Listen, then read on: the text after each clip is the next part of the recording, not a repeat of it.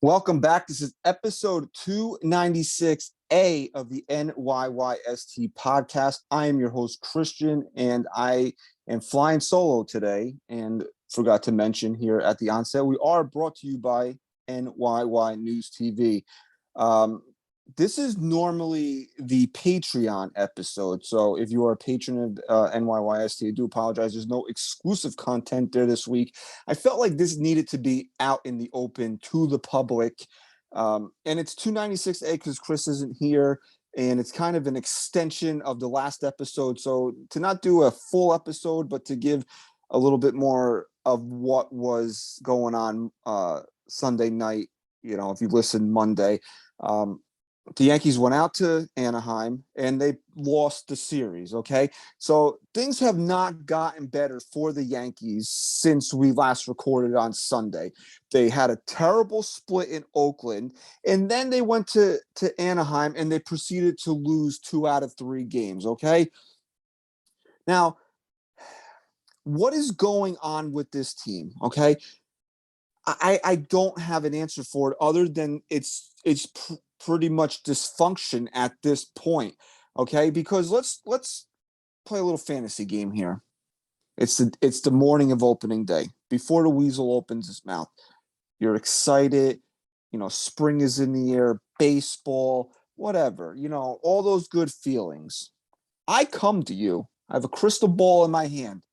I said, I'm going to sit down and record a podcast on September 1st, and the Yankees are going to be up in the American League East by 5 games. What do you say? Every single person I would have brought that to would have signed for it in blood. So tell me why today this is the most mad I probably have ever been with the New York Yankees in my almost 39 years of life. Is it because that a month and a half ago, this team was up 14, 15 games in the division, and now they're up 5, and the team that is right behind them, they're playing 6 times in the next week, 3 this weekend? Yeah, that's part of it. Part of it also is that the Yankees can do things to fix their problems. They don't do them. Oswaldo Cabrera is here because it's the safe thing to do. 10, 11, 12 prospect, if he flames out and doesn't become anything, no big deal. One of your prize pieces hasn't been hurt. He's come up here, he's played well, okay? Aside from pimping the final out on Monday night, he's done a really good job with this team. The power needs to come along, and if he was at Yankee Stadium, he might have 3 home runs already. So he's played well, especially defensively. He's been a jack of all trades. No complaints there. But we know why he's here, because it's safe. It's safe for Oswaldo Cabrera to come up here and fail. It's not safe for PERAZA to come up here and fail. Why? Top 3 prospect. If he fails, Cashman has egg on his face, okay? Excuse me one moment. I have to let the dog out of the room.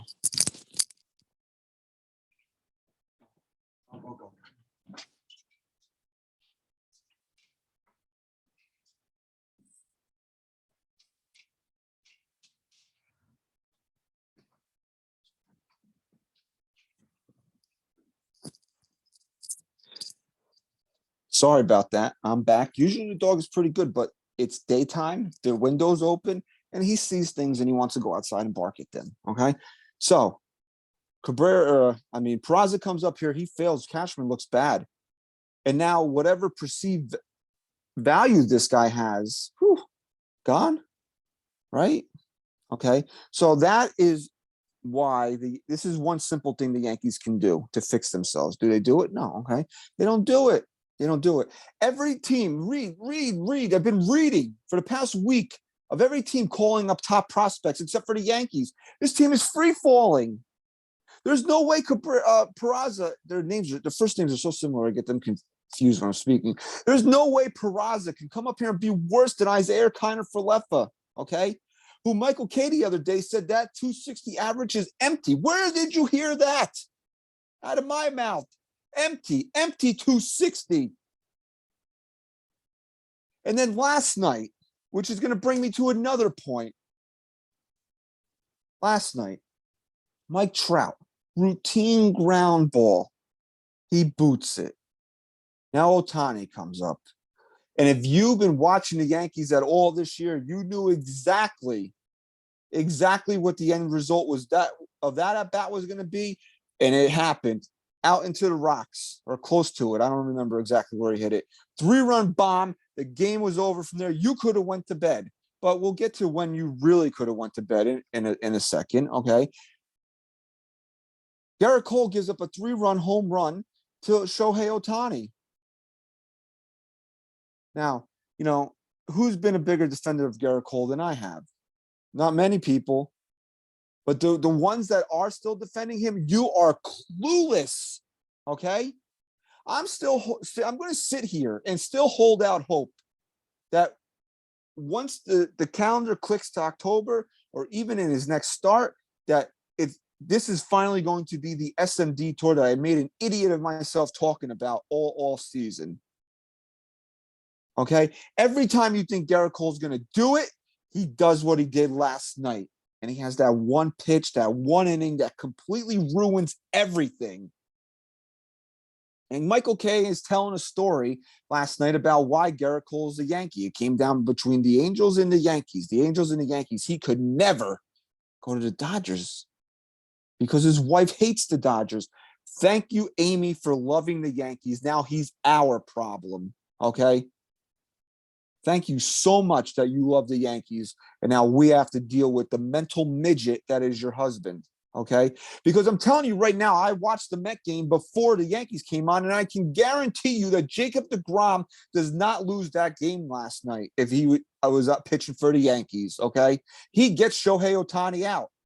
Well, Christian, if IKF makes the play, then they could – no, first of all, you're Garrett Cole, okay? You're brought here to be Jacob deGrom. You're brought here to be Max Scherzer. You're brought here to be Justin Verlander, one of the best in the world. No pitching around. No, none of this bullshit of pitching around. You know what you need to do, okay? For once in your fucking Yankee career, put the Yankees on your back. I have a lead. I'm not losing it, okay? What was that game? I don't even remember the game. The Yankees gave him a run. They gave him a run. Sometimes when you're the ace, that's all you should be given, and that's it. Turn the game off. Garrett Cole wins the game.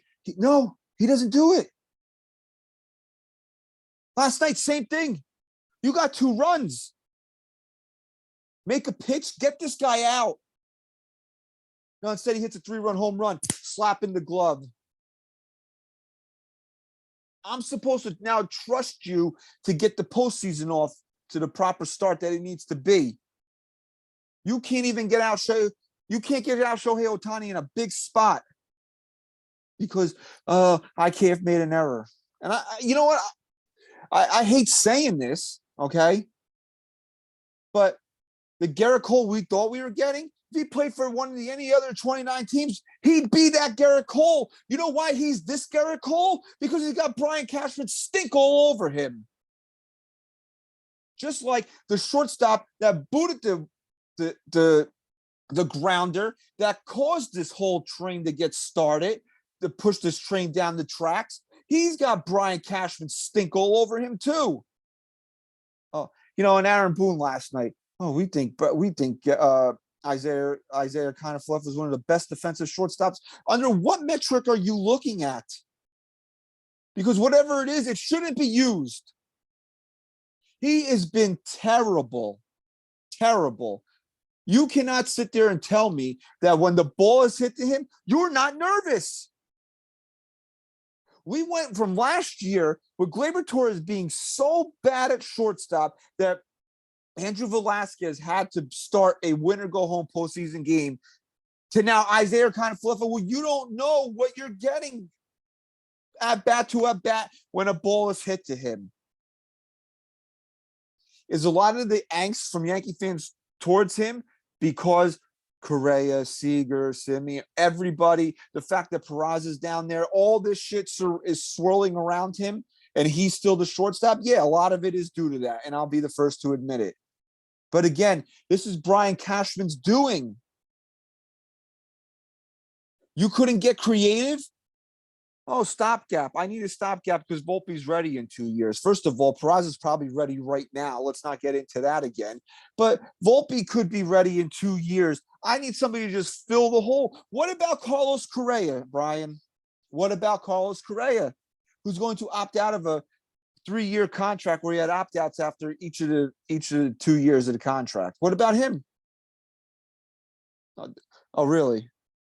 You weren't creative enough to think of that on your own, but you were creative enough to trade for IKF and take on Washed Donaldson. Okay, that's his new name from now on. I don't care about the walk-off single on opening day. He had a walk-off sac fly against the Tigers, the grand slam against the Tampa Bay Rays. All great, fine. Made TikToks about him. Awesome, right? He is washed as a batter. Defensively, he's been really good. Okay. Defensively, he has been great. I can't knock him for that. The play that he made preceding the IKF error, tough play. You can't knock him for that. Okay. No knock on him defensively. But at bat, I can't. Batting fifth? That doesn't belong in a major league lineup right now. But he belongs fifth in the Yankees because if you look at the trash that this team is putting out there after him, he is the fifth best hitter on this team, or belongs in the 5-hole, however you want to slice it. You know when I knew that game was over last night, and you could say, yeah, the game was over when Ohtani hit the home run. You have faith in the Yankees coming back? No, not really. Not this Yankee team, the Yankee team pre-July. Yeah, of course you did. Not this Yankee team. This Yankee team goes to sleep at all times, or they look like they're sleeping, right? Heegert, whatever his name is way too close to a gym teacher from my high school. Okay, so Heegert, smartest man in Anaheim last night. 1-1 lead. You don't have to pitch to Aaron Judge. You don't have to pitch to Giancarlo Stanton either. The only two guys in that lineup that are going to hurt you, and I love G, but he tried to get out last night in the 9th inning. He swung at some pretty bad pitches, but he walked. First and second, nobody out. You got to at least tie the game there. But as soon as Wash Donaldson strikes out, game's over. It's over. You could have saved yourself 5 minutes and already started your trek to bed, because you just know that Gleyber Torres is not going to have a competitive at bat in that situation. Oh, but he had an RB. I don't care.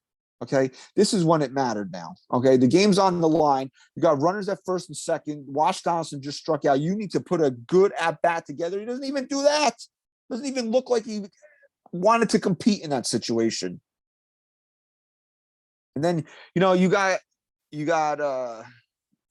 I don't even want to say, but you got people out there suggesting that it's because, oh, he was in trade rumors and it's affecting him. Fuck that shit, dude. Trade rumors? What about 2020 and 2021 when Gleyber Torres might have been the worst everyday player in Major League Baseball? Was he in trade rumors then? Oh, he should have been an all-star in the first half, right? Okay. Well, he was trending downwards way before the trade deadline. This is the outlier is the first half of the regular season. That's the outlier for Gleyber Torres right now. Not what we're seeing right now, because it's backed up with 2020, it's backed up with 2021, and it's backed up with how awful he's been. Terrible. This guy's got an OPS of what, 715 right now? Does anybody think he's going to finish with an OPS over 700 for the rest of the year? I've said it, and I'll say it one more time. He needs to be somebody else's problem come 2023. He can't be a Yankee. Can't be a Yankee, right? The reason why we have so much angst in this shortstop position is because of him. He was a failure, an absolute failure at shortstop. Because if he would have even played the position adequately, we don't care about Peraza. IKF is not a Yankee. Wash Donaldson's probably not a Yankee either. We don't care that he didn't get Correa or any number of these guys, because Gleyber Torres, who was once the top prospect in all of baseball, is fulfilling his destiny or his potential, whatever word you want to use, to be the shortstop for New York Yankees. He's been that bad. Okay, what you want to put them together of Gary Sanchez and Gleyber Torres, of who has really been worse for this team, for this organization? It's been Gleyber Torres. Okay. Yankees changed their entire franchise's outlook, their plans because he's been so bad. That's how bad Gleyber Torres has been. Gary Sanchez never caused angst based on who the Yankees had to bring in and changed everything because of his play. Gleyber Torres did. And all this centers around one person. This all centers around the general manager of the Yankees, Brian Cashman, who another brilliant move by Brian Cashman. I don't want to make this seem like I'm knocking Anthony Rizzo because I love Anthony Rizzo. Okay. I think he's been great for the Yankees. He just got a guy that kind of fits, but where's he going to be this weekend in Tampa? Probably not playing, because right before we came on to record this, Boone said he stayed in California to get an injection, probably missing the series. What is this, the third, fourth series now he's going to miss with his back? And look, I have a bad back, so I sympathize with him because when your back is acting up, there's not much you can do. I can't even walk, and this guy's, you're expecting this guy to play Major League Baseball. But let me think about this for 1 second. And this is me telling you I love Anthony Rizzo. But my top priority in the offseason, more than a shortstop, was getting Freddie Freeman here.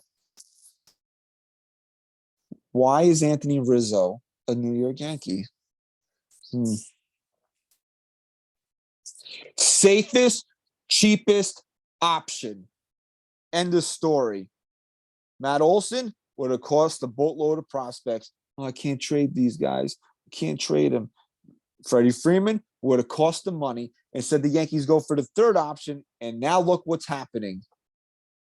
Biggest series of the season, can't even get him on the field because his back hurts. Not saying that anything couldn't have happened with those other two guys, but it's just fitting that everything the Yankees do, this shit keeps creeping up because it's just like bad karma. They're not making the right moves. They're not making the right moves, and it comes back to bite them in the ass time and time and time again. And now the same thing is happening with Anthony Rizzo. The back is creeping up. Yankees get swept. They're up 2 games in the division, and you have any faith at that point that they're going to hold on to it? No, you might as well just not even watch another game, because if this team is playing in the wild card series, well, why put yourself through it? From 15 games up to the wild card series, it's not going to be worth it. It's just not going to be something that you should put yourself through. It just comes down to one guy, and that guy is Brian Cashman. He has the reverse Midas touch. The Midas King Midas, everything touch turn to gold. Everything this guy touches turns to shit now. And the one person that can stop it is Hal Steinbrenner. And what are the Yankees busy doing? Investing in a fucking soccer team? Aaron Judge is going to break Roger Maris's record, okay? I really believe that. Unless that turns to shit as well, because that would just be the icing on the cake for this 2022 season. And instead of going to meet this guy's number to make sure he's here for the long run, they're putting money into a fucking soccer team.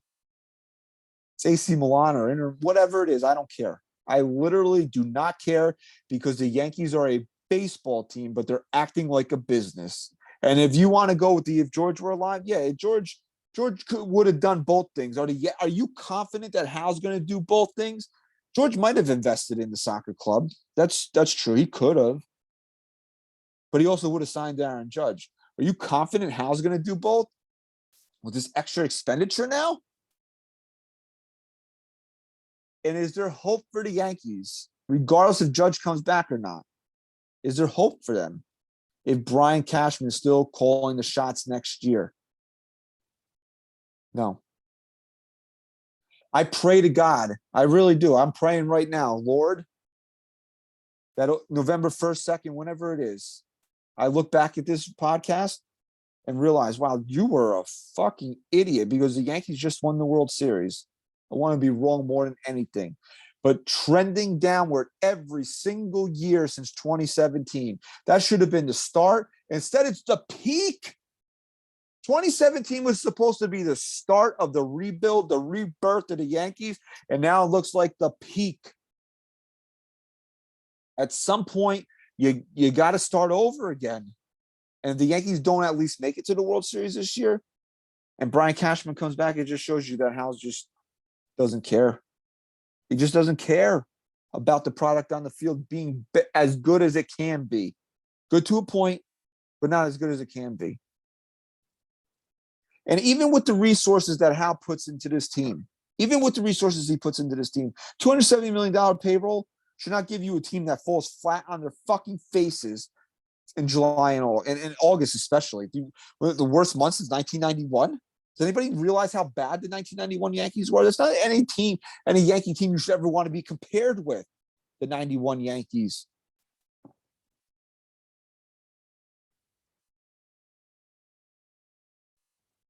Frankie Montas, second choice. Okay, he's pitching. He's like, I'm pitching like the second choice, right? Bader.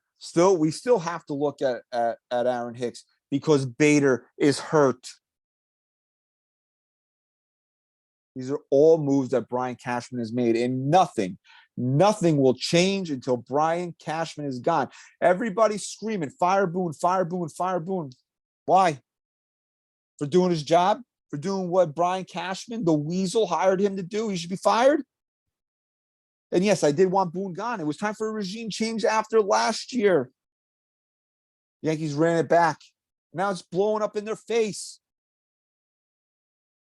Whatever is inside these guys, whatever 28 guys are going to be in Tampa Bay, because you can call up 2 more guys. And Aaron Boone's giving us one of these, the old jerk off that PERAZA, they're having discussions about. And why is he not here? We all know he's the best option to play shortstop, especially with Rizzo going to be out for this series. You need something. So it's a frustrating time. It's an upsetting time to be a Yankee fan right now, because what we thought we had. Think about the specter of the last 2 major summer holidays. July 4th, sat there at Chris's house. Didn't even care what the Yankees were doing because they were so far ahead. They were winning so many games. You could take the day off, relax, have a good time at a barbecue. Now Labor Day, especially if the Yankees lose this fucking series to the Rays against a good Minnesota team, is going to be here on Labor Day. You're going to be stressed out. What happened? So leave you guys with that. Again, if you're not a patron of the NYYST podcast, go to patreon.com/NYYST. If you're watching this, listening to it, and you are a patron, I will try to make it up to you guys some way.